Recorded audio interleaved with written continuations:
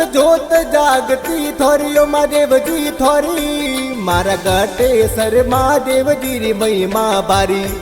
બન્યો પ્રભુ ભારત જો ધામન में नर नारी सूली पर्वत मंदिर बन्यो है भारी महादेवजी रो भारी थोड़ा पग पग पर साजोर अलग दरबारी मारा गटेसर महादेवजी री महिमा भारी गटेसर महादेवजी री महिमा भारी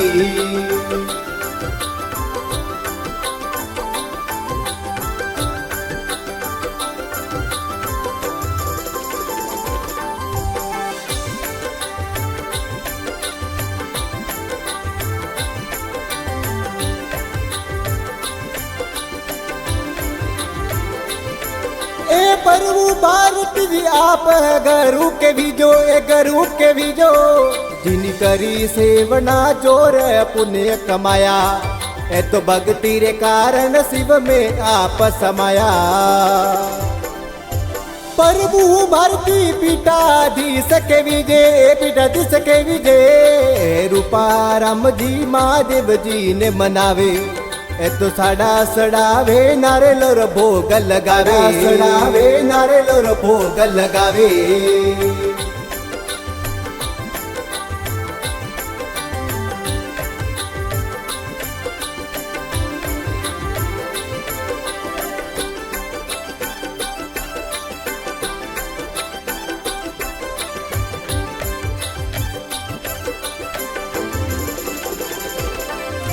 सावन मास में बेरो जोर बरावे यात्री आवे ए दर्शन करिया भव सागर तिर जावे जन सी मरिया है सकल कष्ट मिट जावे ए हंजार जी तो शरणों में शीसन मावे शरणों में आवे आपा भूदेवी शरणों में शीसन मावे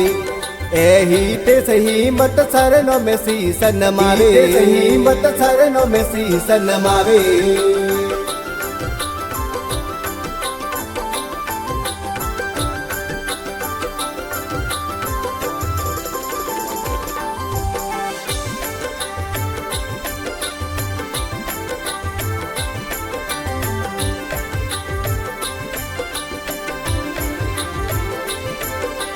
गटकेसर महादेवजी री महिमा निराली महिमा प्यारी